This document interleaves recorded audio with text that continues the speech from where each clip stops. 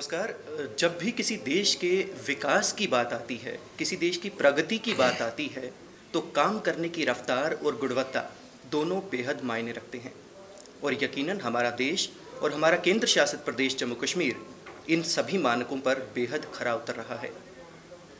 आज हम श्री माता वैष्णो देवी जी के चरणों में मौजूद यूनिवर्सिटी में 25वें ई गवर्नेंस सम्मेलन के लिए एकत्रित हुए हैं। डिजिटल का आज ज़माना है। ये जो आज की ई कॉन्फ्रेंस है, ये डिजिटल से ही जुड़ी है। डिजिटल की आगे क्या क्या संभावनाएं हैं, कितना काम हो चुका है, कितना काम होना बाकी है, इन्हीं सब पर बातचीत के लिए आज हमारे साथ मौजूद हैं केंद्रीय मंत्री डॉक्टर जितेंद्र सिंह जी। सर, आपका बहुत बहुत स्वागत है। सर, सबसे पहले आपसे आज के इस कार्यक्रम के बारे में ही जानना चाहेंगे। नहीं, जैसे आपने स्वयं कहा कि ई गवर्नेंस को लेकर के ये आयोजन किया गया था, ये 25वीं राष्ट्रीय स्तर की उस तरह की जो वार्षिक कॉन्फ्रेंस की जाती है उनमें से थे।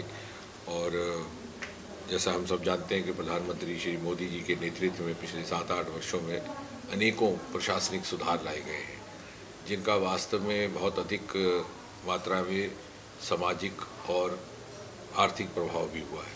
न केवल गवर्नेंस रिफॉर्म्स बल्कि सोशल इकोनॉमिक रिफॉर्म्स भी हैं, जिससे ईज़ ऑफ गवर्नेंस के साथ साथ ईज़ ऑफ लिविंग की भी संभावनाएं बनती हैं। और बहुत से ऐसे सुधार, बहुत सारी ऐसी रिफॉर्म्स जो शायद जम्मू कश्मीर में पहुंचने में थोड़ा विलंब हुआ, वो 2019 के उपरांत जब नई संवैधानिक व्यवस्था यहाँ स्थापित हुई, उसके बाद लाने में हमें सफलता प्राप्त हुई। और उस दृष्टि से भी यहाँ के स्थान को केंद्र बना करके इस प्रकार की गोष्ठी का आयोजन करना अपने में महत्व रखता है, ताकि यहाँ के कर्मचारी, यहाँ के अधिकारियों को एक तरह का एक्सपोजर मिल सके। उदाहरण के तौर पर जो इंटरव्यू समाप्त करने की प्रथा थी, इसकी घोषणा प्रधानमंत्री जी ने लाल किले से की थी 15 अगस्त 2015 को। और DOPT विभाग ने तीव्र गति की प्रक्रिया आगे बढ़ाते हुए 1 जनवरी 2016 को देश भर में इंटरव्यू समाप्त कर दिए थे सरकारी पदों में नियुक्तियों में। लेकिन जम्मू कश्मीर में किसी कारणवश तब की सरकार इसको लागू नहीं कर पाई, वो भी पिछले 2-2.5 वर्षों में हो पाया है। इसी प्रकार प्रिवेंशन ऑफ करप्शन एक्ट जो देश भर में लागू है, जिसको 30 वर्ष के बाद मोदी जी के आदेश अनुसार संशोधित किया गया 2018 में, और रिश्वत देने वाले को भी आरोपी ठहराया गया, वो भी यहाँ लागू नहीं था। सेल्फ अटेस्टेशन की अनुमति दे दी गई थी।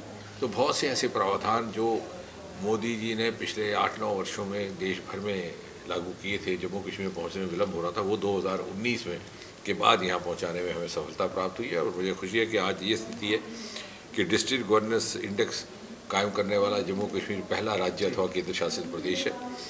और जो हमारा ग्रीवेंस के लिए एक CP ग्राम पोर्टल है, उसके साथ जम्मू कश्मीर का ग्रीवेंस पोर्टल भी इंटीग्रेट कर दिया गया, जोड़ दिया गया है। और इस प्रकार से हम ये भी कह सकते हैं कि प्रशासनिक प्रणाली और प्रशासनिक शैली के दृष्टि से लगभग मुख्य धारा का हिस्सा बन गया है अब जम्मू कश्मीर। निश्चय अब ऐसा युग है कि आपका सारा का सारा प्रशासन टेक्नोलॉजी ड्रिवन रहेगा, और इसके अलावा आपके पास कोई विकल्प भी नहीं है। आप इससे बचकर नहीं चल सकते। अगर आप बचकर चलेंगे तो आप दुनिया की दौड़ में पीछे रह जाएंगे।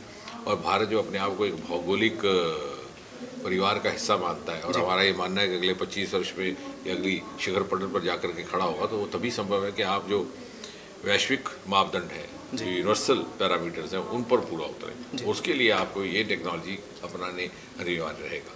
और जैसे ई गवर्नेंस केवल इलेक्ट्रॉनिक गवर्नेंस तक सीमित नहीं, जैसे प्रधानमंत्री जी ने कहा, इफेक्टिव गवर्नेंस भी उसके थ्रू, उसके माध्यम से संभव है।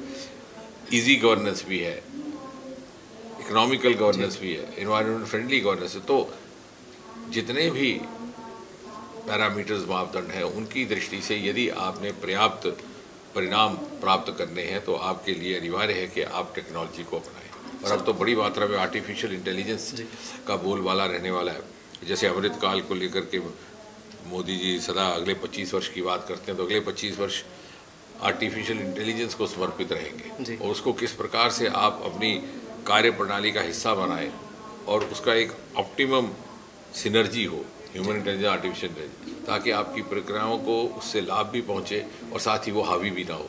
तो इस सब को लेकर के इन गोष्ठियों का महत्व बनता है, जो विचार विमर्श होता है उसका महत्व बनता है। देखिए, ऐसा है कि टेक्नोलॉजी केवल सुशासन के लिए नहीं है, कुशासन के लिए भी टेक्नोलॉजी का उपयोग होता है।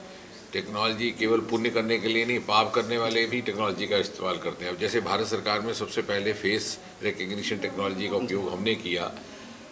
जो पेंशन प्राप्त करने वाले बुजुर्ग हैं उनके लिए पहचान पत्र, जीवन प्रमाण पत्र जनरेट करने को, लेकिन क्राइम की दुनिया में भी इसका इस्तेमाल होता है। तो निश्चय ही टेक्नोलॉजी का दुरुपयोग ना हो, इसके लिए साथ साथ चेक्स बैलेंसेस को भी निर्माणित करना पड़ेगा, उनकी भी खोज करनी पड़ेगी और सरकार उसको लेकर के अवगत है। गृह मंत्रालय पूरा तरह से सक्रिय रहता है कि किस प्रकार से डेटा सिक्योरिटी या टेक्नोलॉजी को लेकर के सिक्योरिटी के जितने कंसर्न्स हैं उनको किस प्रकार एड्रेस किया जा सके। आज से 3 वर्ष पहले तक बहुत काम था, लेकिन उसके लिए मैं श्रेय दूंगा केंद्र सरकार को, मोदी जी के नेतृत्व को, और हमारा जो विभाग है एडमिनिस्ट्रेटिव रिफॉर्म्स, श्रीनिवास जी और उनकी टोली। उदाहरण के तौर पर 31 अक्टूबर 2019 को यहाँ पर केंद्र शासित प्रदेश गठित हुआ था, यूनियन टेरिटरी, और 15 दिन के भीतर हमारी टोली यहाँ पर मौजूद थी। जम्मू में कन्वेंशन हॉल में एक कार्यशाला का आयोजन किया गया, दो दिवसीय, और उसके अगले महीने में दिसंबर एक और कार्यशाला गुड प्रैक्टिसेस को लेकर के, जिससे छूट गया था कहीं ना कहीं। और मोदी जी का हमेशा ये कहना रहा है कि उनकी सरकार की प्राथमिकता के देश के वो हिस्से, वो जो क्षेत्र जो विकसित राज्यों की तुलना में कहीं ना कहीं पिछड़ गए, उनको उसी स्तर पर लाना। मुझे लगता है ये उस संकल्प का भी एक हिस्सा है। उसके उपरांत इसी प्रकार की 2 गोष्ठियाँ श्रीनगर में की गई और 6 प्रशिक्षण कार्यक्रम यहाँ के अधिकारियों के लिए इस विभाग ने किए हैं इन सारे 2-3 वर्षों के भीतर। तो मुझे लगता है कि जो पहले का जो विलम्ब था, ये पहले की देरी थी, उसकी भरपाई भी बड़ी काबिलियत के साथ करने का प्रयास किया गया है। आपने ठीक है, जो सबका साथ और सबका विकास और सबका प्रयास की जब प्रधानमंत्री जी बात करते हैं तो वही है नागरिक भागीदारी, सिटीजन सेंट्रिसिटी, सिटीजन पार्टिसिपेशन, जो कि गुड गवर्नेंस का एक असेंशियल अंग है। तो उसमें वही मंत्र उसमें भी अमल में आता है। अब जहाँ तक ये कहना है कि बहुत से लोग इससे परिचित नहीं है, क्योंकि टेक्नोलॉजी हर रोज़ बदल रही है, सबके लिए कुछ ना कुछ नवीनतम उसमें आ रहा है और सबको अपने आप को उससे परिचित करना।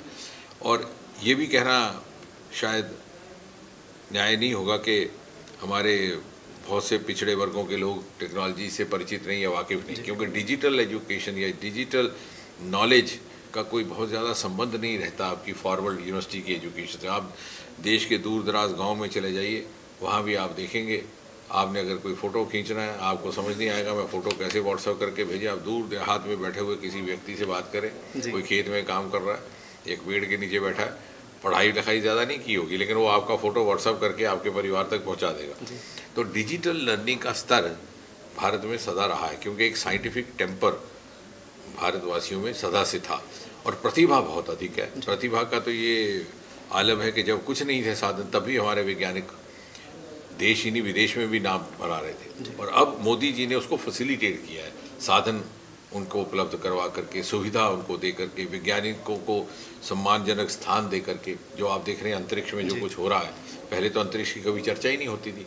अब आज भी अंतरिक्ष में 2 प्राइवेट सैटेलाइट गए, अभी सप्ताह पहले एक प्राइवेट रॉकेट गया। वो इसलिए संभव हुआ कि मोदी जी ने उसको पब्लिक प्राइवेट पार्टिसिपेशन के लिए खोल दिया। और वो भी बात, इस बात से ये भी बात जुड़ती है कि आने वाले समय में ये जो बीच में मिसिंग लिंक्स रह जाएंगे, जैसे आप कहते हैं कि अगर किसी को या किसी क्षेत्र में या किसी समुदाय को पूरी तरह जानकारी नहीं है तो किस प्रकार से उनको जानकारी उपलब्ध करवाई है, उसके लिए सिनर्जिस्टिक अप्रोच की जरूरत रहेगी। पब्लिक, प्राइवेट, इंडस्ट्री, एकेडमी या रिसर्च एक साथ जब चलेंगे तो जहाँ जहाँ सरकार की पहुँच नहीं है वहाँ आपका दूसरा पार्टनर पहुँचेगा।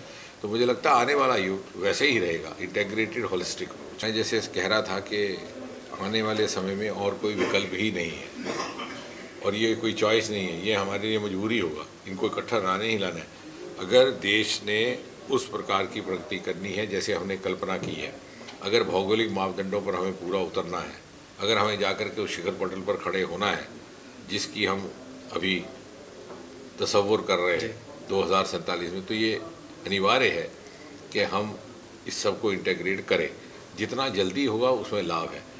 वो किस प्रकार पर्याप्त ढंग से हो, परस्पर हो, उसके ऊपर विचार करना, ये आज का एक विषय होना चाहिए। तो मैं समझता हूँ कि सबसे बड़ा इसका ये लाभ रहेगा, जो अक्सर चर्चा में नहीं आता, ना मीडिया में, ना सार्वजनिक तौर पर, कि जम्मू कश्मीर की धरती पर बैठे हैं लेकिन जम्मू कश्मीर को अपने ही सरमाए का अंदाज़ा नहीं है। जम्मू कश्मीर वो प्रदेश है जिसका सारा का सारा रिसोर्स अनयूटिलाइज रहा है पिछले 70 वर्षों में। भारत की अर्थव्यवस्था में जितनी भी योगदान रहा है वो पश्चिम और दक्षिण के राज्यों का रहा, लेकिन आपके पास हिमालय की इतनी बड़ी संपत्ति बैठी है, ये लेवेंडर आपके पास है, ये लेमन ग्रास आपके पास है, एग्रीटेक स्टार्टअप्स का सारा रिसोर्स है, लेकिन उस तरफ किसी ने तवज्जो नहीं दी क्योंकि उस तरफ हमारी मानसिकता नहीं चली। एक तो सरकारी नौकरी का एक यहाँ पर थोड़ी सी प्रथा रही, दूसरा शायद हमें उस तरह का मौका नहीं दिया गया केंद्र की सरकारों ने जो भी रही। तो मोदी जी ने जो पिछली सरकारों की प्राथमिकता से छूट गए थे क्षेत्र, उनको भी प्राथमिकता में लाया है। और आने वाले 25 वर्षों में देख सकता हूँ जम्मू कश्मीर और अन्य पहाड़ी राज्य, हिमालयन राज्य, उत्तराखंड, हिमाचल प्रदेश, अरुणाचल प्रदेश और साथ में जो समुद्री तट पर बसे राज्य हैं, क्योंकि समुद्रों में अपार संपत्ति, इनका बहुत महत्वपूर्ण योगदान रहने वाला है भारत की प्रगति में और भारत की अर्थव्यवस्था में। In a single sentence, the biggest challenge is change of mindset. Technology आ चुकी है, टेक्नोलॉजी नई भी आ रही है, टेक्नोलॉजी उपलब्ध भी है, लेकिन टेक्नोलॉजी का इस्तेमाल करने के लिए हमारी भी मानसिकता तैयार नहीं हो पा रही पूरी तरह से, जो हो जाएगी क्योंकि उसके बगैर ऐसे मैंने कहा हमारे पास कोई विकल्प ही नहीं। ये सारा एक दूसरे के साथ जुड़ा है। E governance for ease of living, और ईज़ ऑफ लिविंग के लिए स्टार्टअप।